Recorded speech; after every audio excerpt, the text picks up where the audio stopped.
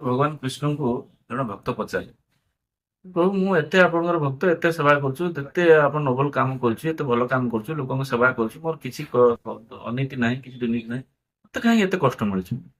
ଭଗବାନ କୃଷ୍ଣ ତାକୁ ଉତ୍ତର ଦେଇଥିଲେ ଯେ ମୁଁ ତ ନିଜେ ଭଗବାନ ସ୍ୱୟଂ, ମୋର ତ କିଛି ଖରାପ କଥା ନାହିଁ, ମୁଁ ନିଜେ ଭଗବାନ, ମୁଁ ପୃଥିବୀକୁ ଆତ୍ମଜାତ କରୁଛୁ, ମୁଁ କାହିଁ ବନ୍ଦିଶାଳାରେ ଜନ୍ମ ହେଲି?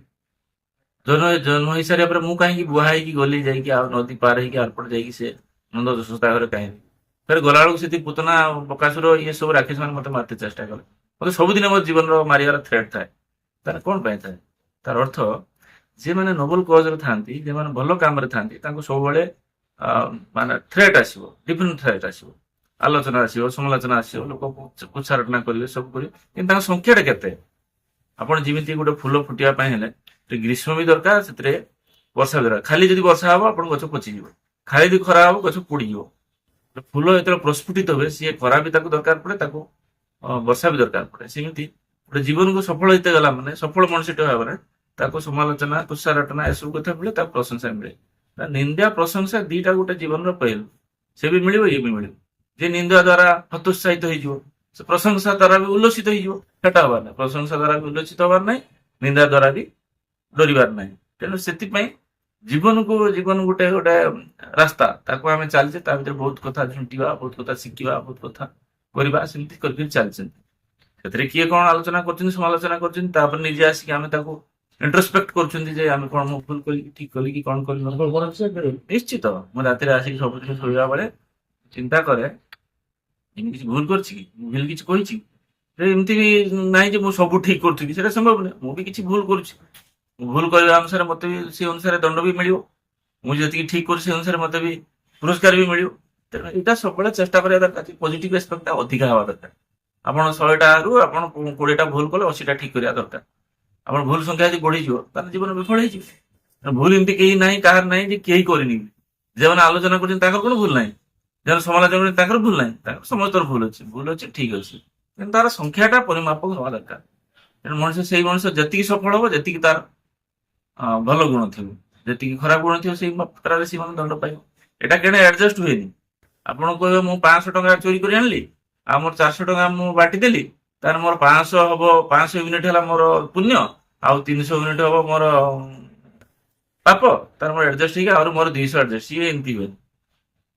ପାପର ଫଳ ଆପଣ ଭୋଗ କରିବେ, ପୁଣ୍ୟର ଫଳ ମଧ୍ୟ ଭୋଗ କରିବେ। ଯୋଉମାନେ ଆପଣଙ୍କୁ କଟୁ ସମାଲୋଚନା କରିଛନ୍ତି ସେମାନେ ଆପଣଙ୍କ ପାଖକୁ ପୁଣି ଆସିବେ କି କହିବେ ଯାହା ଆସିବାରେ ସେଥିପାଇଁ ଅନୁତପ୍ତ କଲି, ରିଗ୍ରେଟ ଫିଲ୍ କରିବି, ଆପଣ ତ ପୁଣି ମାନେ ଫର୍ଗିଭ୍ କରିଦେବେ, କ୍ଷମା ଦେଇଦେବେ? ଏହା ବହୁତ ଉଦାହରଣ ଅଛି, ଏହାର ବହୁତ ଉଦାହରଣ ଅଛି। ଏମିତି ବହୁତ ମତେ କଟୁ ସମାଲୋଚନା କରି ତାପରେ ମନ୍ଦିର ଆସିକି ଫେରେ ସରେଣ୍ଡର କରିକି ଫେରେ ସବୁ ଇଏ। ସେଥିପାଇଁ ତ ଭାଗବତରେ କୁହାଯାଇଛି ନା, ଦଣ୍ଡିବା ଶକ୍ତି ଯାହାର ଥାଏ ସେ ପୁଣି କ୍ଷମା ଆଚର। ତେଣୁ ଶାସ୍ତ୍ର, ବେଦ, ଉପନିବେଶ, ଗୀତା ଏସବୁ ପଢନ୍ତି ଆପଣ? ଏସବୁରୁ ହିଁ ଆମ ଜୀବନ ଚର୍ଯ୍ୟାର ପ୍ରକୃତର ରାସ୍ତା ଜଣାପଡେ। ଏଇ ରାସ୍ତାରେ ଆମେ ଯିବା ଉଚିତ। ଆଉ ସେକୁ ଯିଏ ନ ଜାଣିଥିବ ସେ ରାସ୍ତା ଭୁଲ ଭଟକା କରିବ। ତେଣୁ ଯିଏ ସେମିତି କାମ କରିକି ଫେରେ ଆସୁନାହାନ୍ତି, ଆସୁଛୁ, ବହୁତ କଥା କରୁଛୁ। ସାର୍ ଶେଷ ପ୍ରଶ୍ନ ରହିବ, ଯୋଉମାନେ ଯୁବପିଢି ମାନେ ରାଜନୀତିକୁ ଆସୁଛନ୍ତି ବାର୍ତ୍ତା କଣ? ଦେଖନ୍ତୁ, ରାଜନୀତିକୁ ଆସିବା ପାଇଁ ହେଲେ ଆପଣ ଭଗବାନ ରାମଙ୍କର ପଦାଙ୍କ ଅନୁସରଣ କରତେ ପଡିବ। ଯିଏ ଭଗବାନ ରାମ ଦେଖିବେ, ଯଦି ରାଜନୀତି ଶିଖିବାର ଅଛି ତାଙ୍କ ପାଖରେ ଶିଖିବାର ଅଛି। ଆପଣ ଭଗବାନ ରାମକୁ ମର୍ଯ୍ୟାଦା ପୁରୁଷୋତ୍ତମ କୁହନ୍ତି। ଭଗବାନ ରାମଙ୍କର ରାଜନୀତିକ ଜୀବନରେ ରାଜା ଥିଲା, ରାଜା ହେଲେ ସେ କଣ କେବଳ ତ୍ୟାଗ, ତ୍ୟାଗ, ତ୍ୟାଗ, ତ୍ୟାଗ, ଶେଷରେ ସ୍ତ୍ରୀକୁ ତ୍ୟାଗ, ଶିଶୁ ପୁତ୍ର ମାନଙ୍କୁ ବି ତ୍ୟାଗ, ସମସ୍ତଙ୍କୁ ତ୍ୟାଗ, ଶେଷରେ ନିଜେ ଜୀବନ ଅକେଲା ହେଇକି ଶେଷରେ ସିଏ ନିଜେ ଆତ୍ମାହୁତି ଦେଲେ, ମାନେ ଆତ୍ମ ସରୋଜ ନଦୀରେ ସିଏ ପ୍ରାଣ ଦେଲେ। ତ ଏଇଥିରୁ ଆପଣ ଶିଖିବେ ଏତିକି ଯେ ରାଜନୀତିକୁ ଯେଉଁମାନେ ଆସିବେ ସେମାନଙ୍କୁ ସବୁ ମାନେ ସାକ୍ରିଫାଇସ୍ ମ୍ୟାକ୍ସିମମ୍ କରିବା ପାଇଁ ପଡେ। ମ୍ୟାକ୍ସିମମ୍ ଯଦି ସାକ୍ରିଫାଇସ୍ ଆପଣ ନ କରିପାରିବେ ରାଜନୀତିରେ ଆପଣ ତିଷ୍ଠି ପାରିବେ ନାହିଁ। ତେଣୁ ଆପଣ ସବୁବେଳେ ଦେଖିବେ ସାକ୍ରିଫାଇସ୍ ଅଧିକା କରୁଥିବେ, ଆପଣ ଗେନ୍ କମ କରୁଥିବେ। କିନ୍ତୁ ଆମର ଯେମିତି ଗୋଟେ ଆମର କଥା ଅଛି, ମତେ ଏତିକି ଶିଖାଅ ସାଇଁ ହେ ମୋର ଧନ ଜନ ଲୋଡା ନାହିଁ। ଏଇ ଯେ ଦିଟା ଜିନିଷ, ଧନ ଆଉ ଜନ, ଏଇଟା ପ୍ରକୃତରେ ମଣିଷର ସବୁଦିନ ଲୋଡା।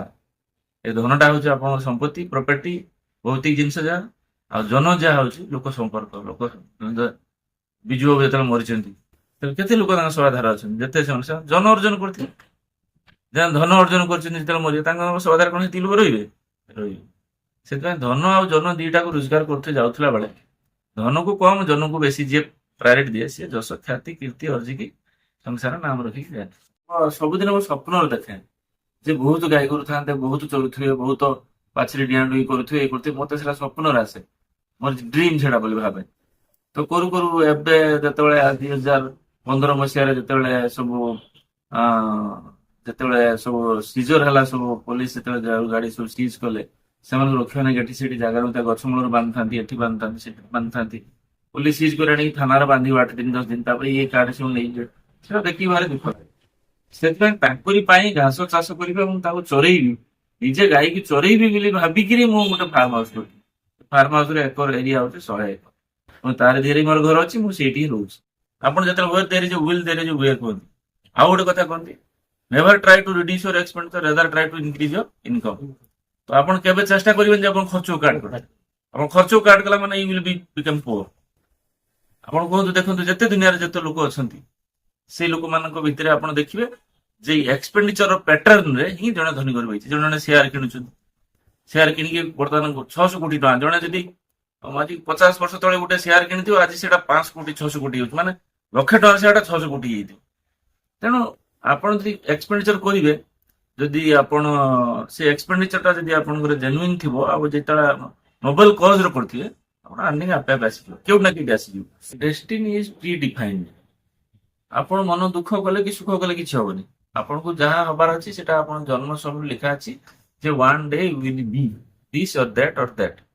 ତେଣୁ ସେଟା ମୁଁ ବର୍ତ୍ତମାନ ଡିସାଇଡ୍ କରିକି ତାକୁ ଚେଞ୍ଜ କରିପାରିବି। ସେଥିପାଇଁ ଆପଣ କୁହାଯାଉଛି, କଣ କୁହାଯାଇଛି, କର୍ମଣ୍ୟ ବାଧିକାରସ୍ତୁ ମହାଫଳେଷୁ ପଦାର୍ଥଂ। ଅର୍ଥାତ୍ ତୁମେ କର୍ମ କରିଚାର, ଫଳକୁ ଆଶା କରନି। ଏଇଟାର ଅର୍ଥ ସିଆ ନୁହେଁ। କର୍ମ କରିଚାର, ଫଳକୁ ଆଶା କର, କିନ୍ତୁ ଯୋଉ ଫଳଟା ତମକୁ ମିଳିବ ସେଇଟା ତମେ ଯାହା ଚାହୁଁଛ ସେ ଫଳଟା ନ ମିଳିପାରେ, ଅନ୍ୟ ଫଳ। କିନ୍ତୁ ପ୍ରତି କର୍ମର ଫଳ ଅଛି, ପ୍ରତି କର୍ମର ଫଳ ଅଛି, କିନ୍ତୁ ତୁମେ ଯେ ଫଳଟା ଆଶା କରୁଛ ସେଟା ତମକୁ ମିଳି ନପାରେ। ତେଣୁ ମୁଁ ଯୋଉ ଗୋ ସେବା କରୁଥିଲି, ଏବେ ବି ଯୋଉ ଗୋ ସେବା କରୁଛି, ଏବେ ସରକାର ତାକୁ ଆହୁରି ପ୍ରୋତ୍ସାହନ ଦଉଛନ୍ତି। ଆପଣ ଯଦି ବର୍ତ୍ତମାନ ଦେଖିବେ, ଯେ ଲୋକମାନେ, ଗୋଟିଏ ଲୋକ ଆପଣଙ୍କର ଯେ ଗୋ ସେବା କରୁଛି, ଜଣେ ଆଉ ଜଣେ ଗୋ ସେବା କରୁନି, ଜଣେ ଗୋଟେ ଦୁରାରୋଗ୍ୟ ବ୍ୟାଧିରେ ପଡିଯାଉଛି, ବର୍ତ୍ତମାନ ତାର ସେ କୌଣସି ପ୍ରକାର ବ୍ୟାଡ୍ ହାବିଟ୍ସ ନାହିଁ, ତଥାପି ଗୋଟେ ଦୁରାରୋଗ୍ୟ ବ୍ୟାଧିରେ ପଡିଗଲା, କ୍ୟାନ୍ସର ପଡିଗଲା, ଏଠି ପଡିଗଲା, ସେଠି ଗଲା, ତାର ସମସ୍ତ ସମ୍ପତ୍ତି ଚାଲିଗଲା, ସେ ଶେଷରେ ମରିଗଲା। ତ ଜଣେ ଯେ ଧନ ଅର୍ଜନ କରି ରଖିଥିବ, ତାର କିଛି ସବୁ ଚାଲିଗଲା, ଆଉ ଜଣେ ଯେ କରିନାହିଁ ତାର କିଛି ରୋଗ ହେଲାନି। ତେଣୁ ଏଇଟାର କାଲକୁଲେସନ ଟା ଗୋଟେ ଆରିଥମେଟିକ୍ସ ନୁହେଁ କି ଗୋଟେ ମ୍ୟାଥମେଟିକ୍ସ ନୁହେଁ, ଏଇଟା ଗୋଟେ ପିଓରଲି ଗୋଟେ ମାନେ କଣ ଭଗବାନଙ୍କର ଇଚ୍ଛାରେ ସବୁ କିଛି।